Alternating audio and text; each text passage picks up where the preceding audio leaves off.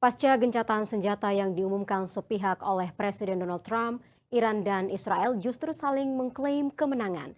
Nyatanya perang panas ini berdampak buruk pada kondisi ekonomi kedua negara. Israel dan Iran harus bakar duit dalam jumlah fantastis selama perang 12 hari tersebut. Di sisi lain, perang dagang masih panas di tengah kejaran waktu menjelang batas akhir negosiasi tarif. Untuk membahasnya, sudah terhubung bersama kami Muhammad Syarkawi Rauf, selaku Chairman Asian Competition Institute. Halo, selamat sore Pak Syarkawi. Ya, selamat sore Mbak Maria, apa kabar? Ya, kabar baik Pak Syarkawi.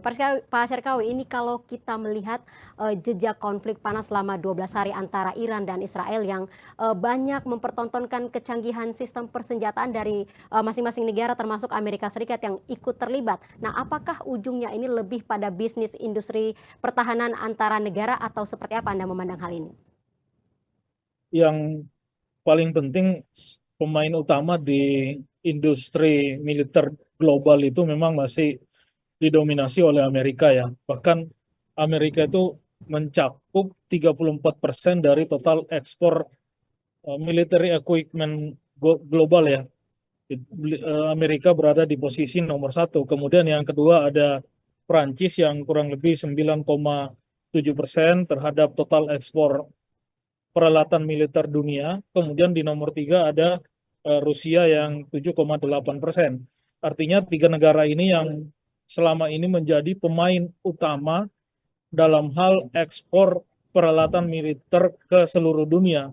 Kalau dikaitkan antara Israel, Iran war dengan bisnis industri militer ada bisa bisa dikaitkan. Kenapa? Karena memang penyokong utama militer Israel itu adalah Amerika ya, dan saya kira Israel mengimpor banyak sekali peralatan militer dari Amerika, mulai dari pesawat sampai dengan bom yang digunakan untuk mengebom Teheran atau bahkan Gaza, Lebanon dan lain-lain.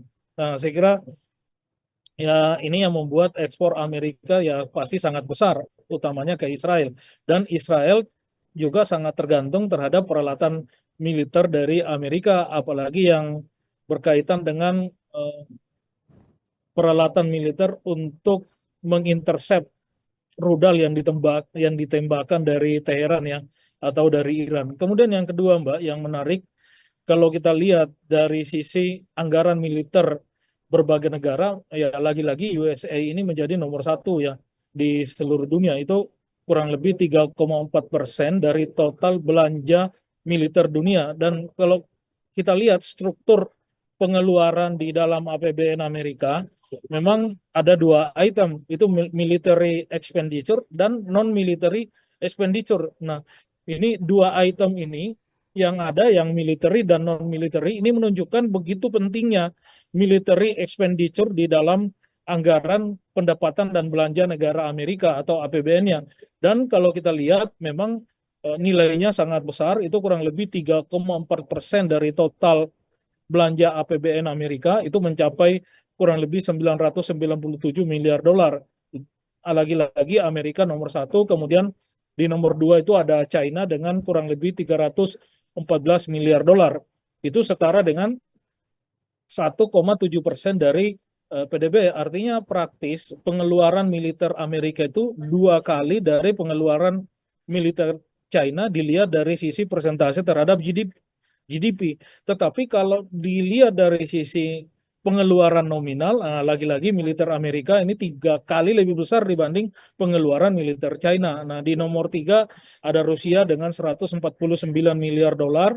Nah, ini saya kira Rusia ini paling tinggi dari sisi persentase terhadap GDP itu karena bisa mencapai 7,1%. Nah, setelahnya itu di urutan ke-12 itu ada Israel. Israel itu juga lumayan besar, kurang lebih 46,5 miliar dolar, dan ini setara dengan 8,8% dari total GDP Israel. Nah, saya kira ini yang membuat kekuatan militer negara-negara ini sangat besar. Nah, kalau kita bandingkan dengan Iran, Iran itu hanya 7,9 miliar dolar, itu 2% dari GDP-nya Iran.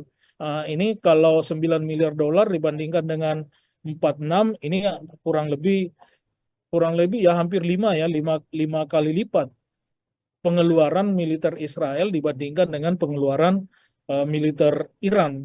Indonesia sendiri jauh sangat kecil, tapi lebih besar dari Iran, itu kita hanya kurang lebih 11 miliar dolar. Nah, saya kira ini yang membuat banyak kecurigaan ya, apalagi negara-negara yang terlibat di dalam perang ini.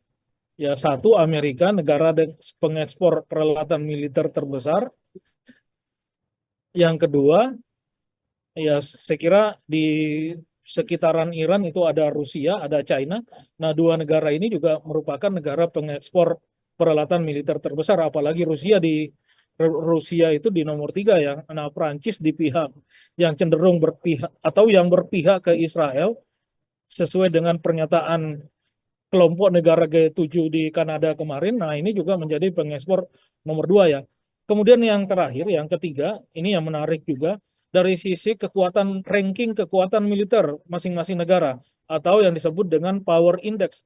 Nah, kalau Power Index ya lagi-lagi USA nomor 1, kemudian ada Rusia dan China yang nilainya sama di peringkat kedua dan peringkat ketiga. Kemudian ya Indonesia ini relatif ke belakang. Nah, Israel ini lumayan di peringkat ke-15 dan Iran di peringkat 16. Jadi Iran Israel memang ini relatif imbang ya dari sisi power index atau indeks ranking dari indeks kekuatan militer kedua negara. Nah, cuma kelebihan Iran karena pengeluaran militernya hanya 7,9 miliar dolar sebentar, tapi dia bisa di peringkat 16. Beda dengan Israel yang pengeluaran militernya 46,5 miliar dolar, tetapi di peringkat 15 hanya selisih satu peringkat dari Iran. Nah, mungkin salah satunya karena jumlah personil ya militer di Iran dengan jumlah penduduk yang lebih besar dibanding Israel tentu memiliki jumlah personil yang lebih besar. Saya kira itu Mbak Maria.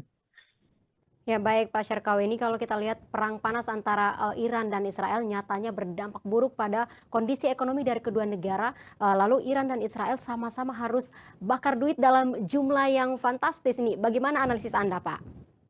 Ya, pertama kalau kita lihat ya, pasti ekonomi Iran akan terdampak sangat besar juga ya, utamanya karena sejak awal sebelum perang, inflasi di Iran itu sudah sangat tinggi, itu bisa mencapai 38,7%.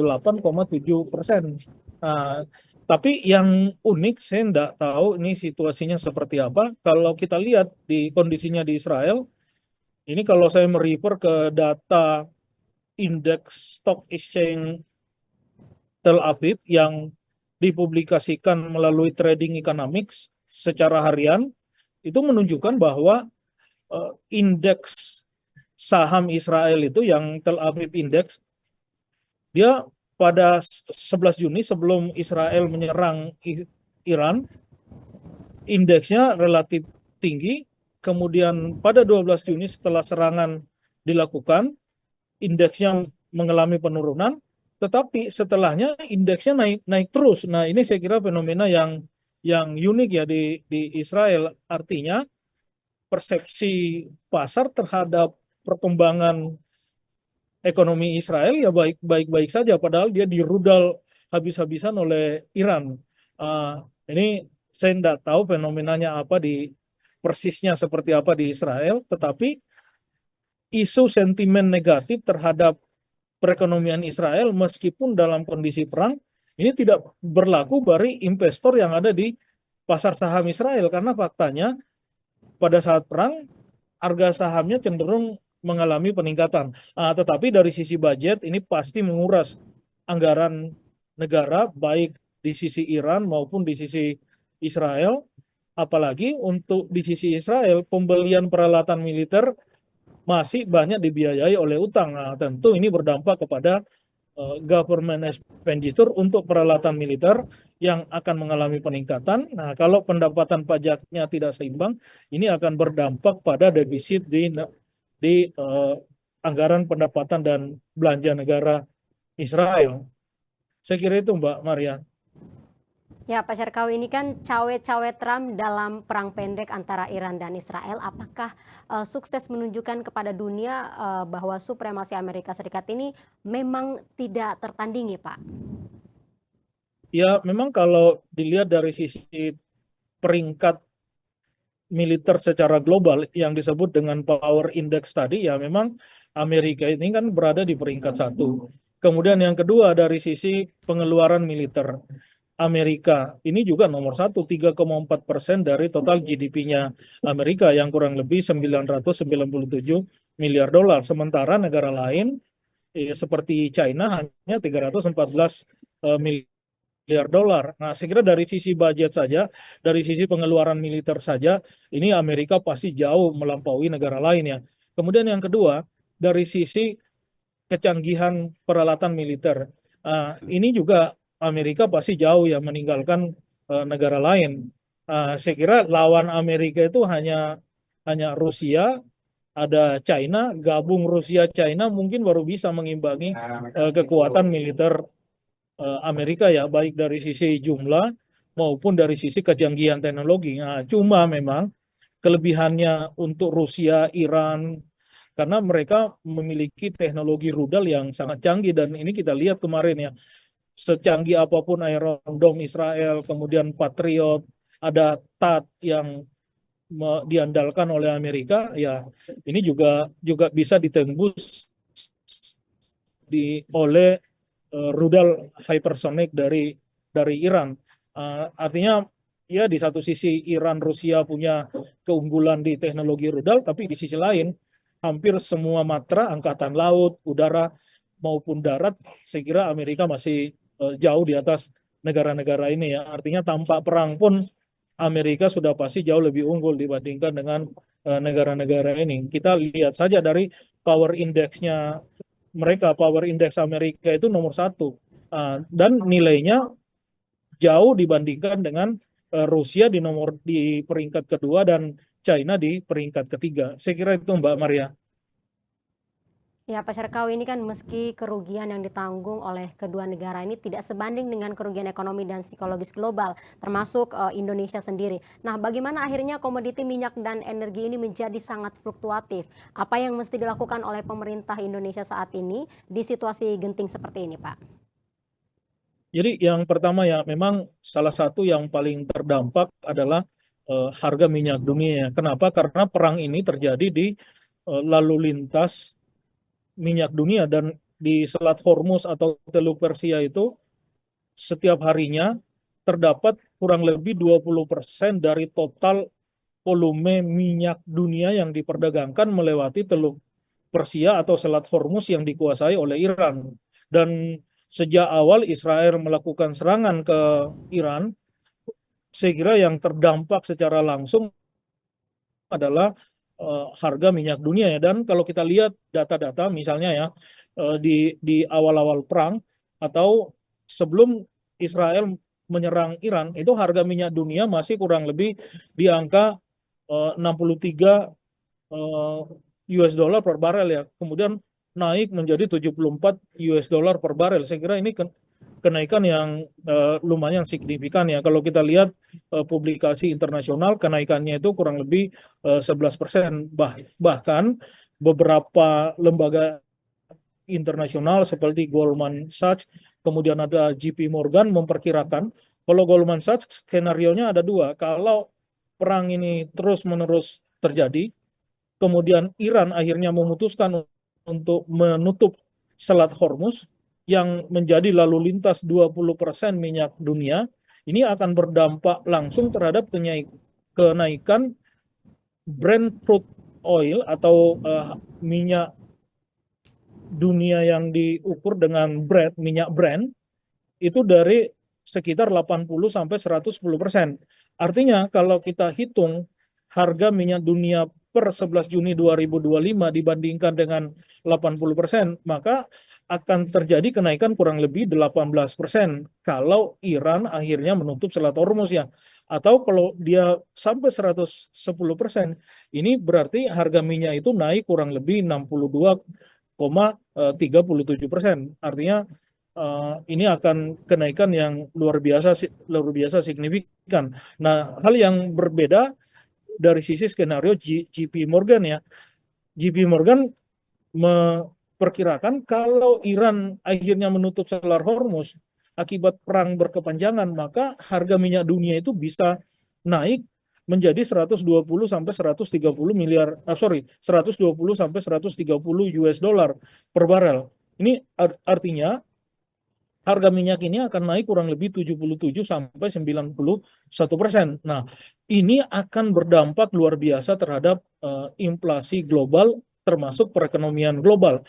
Kalau kita lihat beberapa riset, misalnya yang dilakukan oleh Deutsche Bank yang ada di Jerman, ini bank yang sangat tua yang awal mula didirikan di Berlin. Saya kira bank ini punya lembaga riset yang sangat baik, sangat kredibel, memperkirakan bahwa setiap 10% kenaikan harga minyak dunia atau kenaikan Brent crude oil price itu akan berdampak terhadap inflasi global, termasuk inflasi di zona euro kurang lebih 0,4%.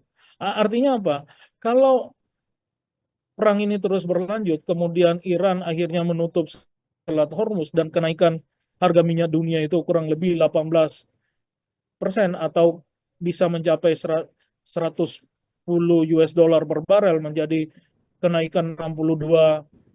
Ini artinya inflasi global bisa naik 2 kali 0,4%. Artinya kalau sekarang secara global inflasi itu diperkirakan oleh IMF 4,3%. Dengan terjadinya perang yang berkepanjangan di mana Iran kalau skenario yang terjadi Iran menutup Selat Hormuz, maka yang akan terjadi adalah inflasi global bisa mencapai 5,1% kalau kenaikannya menjadi 80 US dollar per barel. Tetapi kalau kenaikannya menjadi 110 US dollar per barel, itu artinya kenaikan harga minyak dunia 62%. Nah, kenaikan 62% ini akan berdampak terhadap inflasi global naik kurang lebih 2,4%, yang sekarang 4,3. Jadi 4,3% ditambah 2,4 itu kurang lebih sama dengan 6,7%. Saya kira ini kenaikan inflasi yang luar biasa. Ini apa dampaknya terhadap sektor keuangan, apa dampaknya terhadap perekonomian global. Nah, kalau kita merefer kepada penelitian yang dilakukan oleh Deutsche Bank, itu bank investasi Jerman yang berkantor pusat di Berlin, ini menemukan fakta bahwa setiap 10% kenaikan harga minyak dunia ini juga akan berdampak terhadap penurunan pertumbuhan ekonomi zona euro maupun global kurang lebih 0,25%. Nah, artinya apa? Kalau perekonomian global terus dilanda tekanan perang yang berkepanjangan di Middle East, ini akan membuat perekonomian global akan kembali mengalami kontraksi. Kontraksi pertama karena trade war, ini impact-nya tidak begitu besar karena hanya 0,1% penurunan berdasarkan ekspektasi dari IMF. Tetapi kalau trade war ini, tekanan terhadap perekonomian global ini ditambah dengan perang Israel-Iran yang berkepanjangan, maka bisa jadi perekonomian global itu akan kembali melambat, bukan lagi 2,8%, tetapi mengalami penurunan menjadi hanya 2,3%. Penurunannya kurang lebih 0,5%. Saya kira ini implikasi-implikasi yang kita hadapi. Kemudian di sektor keuangan juga sama seperti itu. Ekspektasi inflasi yang semakin tinggi, ini membuat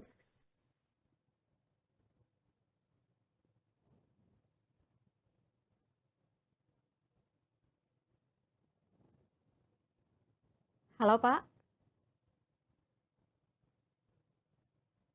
Halo Pak Syarkawi. menurunkan Federal Fund Rate atau suku bunga acuan dari The Fed itu. Lalu apa yang dampaknya terhadap Indonesia? Nah, kalau kita ini karena basisnya harus hasil riset. Nah, ini beberapa riset menunjukkan bahwa setiap 10% kenaikan harga minyak dunia ini akan berdampak terhadap perekonomian nasional ya, baik dari sisi inflasi maupun dari sisi pertumbuhan ekonomi. Nah, cuma riset-riset itu menunjukkan bahwa dampak terhadap perekonomian Indonesia itu akan sangat terasa berat kalau kenaikan harga minyak dunia itu di atas 100 US dollar per barel. Nah, kalau di bawah 100 US dollar per barel, efeknya atau impact-nya tidak begitu terasa di dalam perekonomian. Nah, kenapa? Karena ya kita masih ada subsidi APBN, kita masih ada eh, bantuan yang sifatnya cash transfer, bantuan sosial dan lain-lain untuk mengantisipasi kenaikan biaya logistik, kenaikan inflasi yang membuat daya beli masyarakat miskin itu menurun. Tapi kalau sudah jauh di atas 100 US dollar, maka perekonomian Indonesia akan mulai keteteran menghadapi perkembangan harga minyak dunia akibat perang. Untungnya terjadi gencatan senjata segera sehingga harga minyak dunia ini kembali ke angka 62 US dollar per barel. Nah, saya kira ini level yang hampir sama dengan level sebelum terjadinya serangan Israel ke Iran.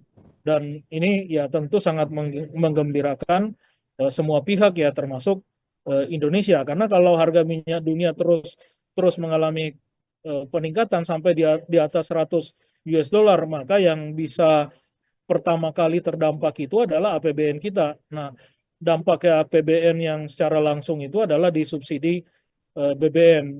Nah, kalau subsidi BBM-nya semakin tinggi, ya pemerintah saya kira sampai batas tertentu akan berhenti melakukan subsidi.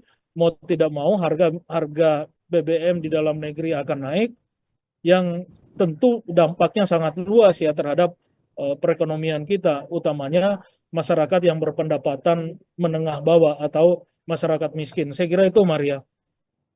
Ya, Pak Syarkawi, ini ada pertanyaan dari sahabat kabar bursa yang sudah terhubung melalui live chat di YouTube dari @Uncle Mulyono. Mbak Maria, tolong tanya ke Pak Syarkawi, apakah perang di Timur Tengah ini bagian dari cara Trump menekan Cina dan negara-negara lain agar tunduk? Nih gue masih ada daya dan Cina belum saatnya. Seperti itukah atau bagaimana Pak Syarkawi? Ya, saya tidak tahu persis ya, karena ini kan lebih ke harusnya ahli militer. Cuma kalau dari sisi ekonomi tentu ya tadi saya sudah sampaikan Amerika ini kan eksportir peralatan militer terbesar dunia. Kemudian yang kedua ya kadang-kadang peralatan militer baru ini kan harus battle proven. Artinya sudah terbukti di medan perang yang sesungguhnya. Nah, sehingga ya saya kira banyak negara yang setiap saat memproduksi alat perang baru, ini harus dibuktikan bahwa secara faktual di dunia nyata, di perang yang sesungguhnya, peralatan perang ini bisa beroperasi dengan baik, sehingga ini menarik minat banyak negara untuk membeli peralatan militer yang bersangkutan. Dan yang ketiga, apalagi Israel ini negara yang sangat tergantung dari sisi pembelian peralatan militer ke Amerika ya. Dan ya kalau terjadi perang terus-terus, ini akan menguntungkan Amerika di sisi lain. Kenapa? Karena Amerika akan mengekspor peralatan militer lebih banyak ke negara Timur Tengah ya, khususnya ke Israel. Dan saya kira banyak negara-negara di Middle East yang tidak punya teknologi sendiri atau tidak punya industri manufaktur militer, peralatan militer, mau tidak mau akan belanja lebih banyak dan ya lagi-lagi belanjanya pasti ke Amerika, kalau nggak ke Amerika ke Prancis atau ke negara sekutu Amerika yang lain. Dan saya kira ini bisnis yang luar biasa ya, apalagi pengeluaran militer Amerika itu sangat besar ya, hampir 1 triliun dolar per tahun. Saya kira itu Mbak Maria. Ya, terakhir sedikit saja Pak, saat ini kan kita menuju tenggat jeda tarif Trump yang tinggal menghitung hari. Nah, bagaimana akhir dari nasib perang dagang ini Pak? Bagaimana Anda melihat ini? Yang pertama ini kan 9 Juli sebentar lagi ya, 2 minggu, kurang lebih 2 minggu ke depan. Artinya kita menunggu apakah Trump akan benar-benar memberlakukan kembali tarif resiprokal yang sudah diputuskan sebelumnya itu yang diumumkan pada 2 April yang lalu akan diberlakukan pada 9 April yang kemudian ditunda pemberlakuannya sampai proses negosiasi dilakukan. Dan pemberlakuan kembali akan dilakukan pada 9 Juli yang akan datang.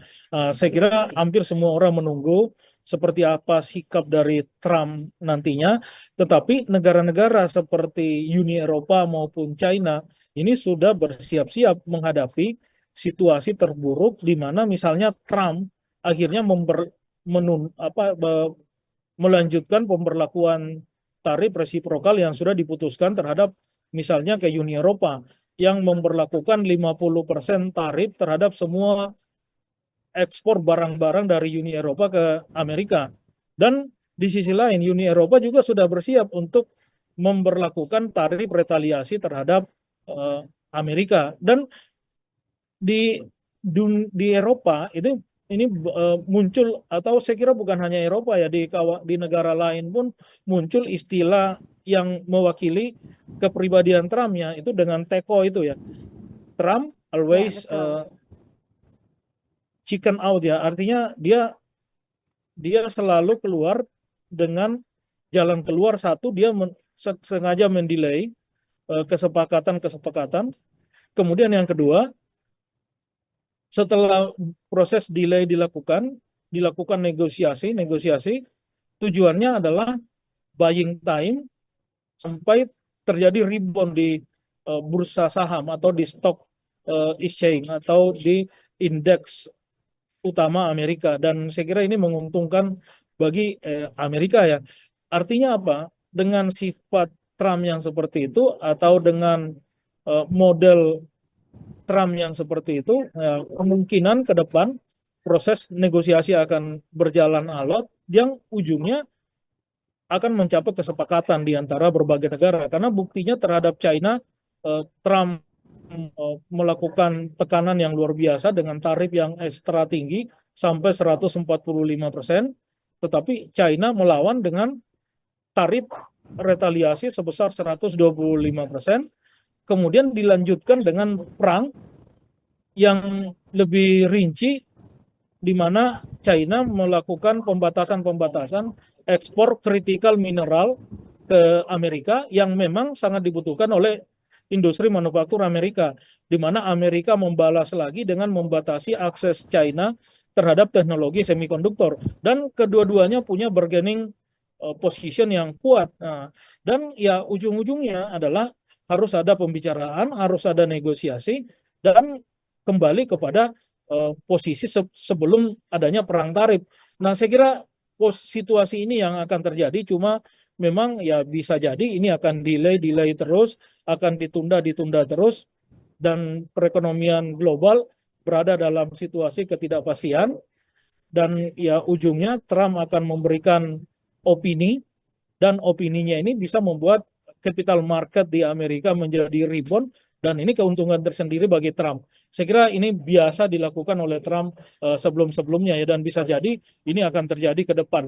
Tetapi kata kuncinya, kalaupun Trump akhirnya memberlakukan tarif resiprokal ke semua negara, Eropa sudah siap untuk memberlakukan tarif retaliasi. China juga seperti itu. Bagi Indonesia, Indonesia ini ya harus segera mengakselerasi, mempercepat terjadinya kesepakatan dengan pihak Trump, sehingga ya kita tidak dirugikan, karena Indonesia punya cukup kemampuan untuk melakukan retaliasi terhadap tarif resiprokal yang diberlakukan oleh Amerika. Disinilah dibutuhkan leadership dari tim ekonomi kita atau dari Kementerian Luar Negeri kita berhadapan dengan tim ekonominya Trump. Saya kira itu Mbak Maria.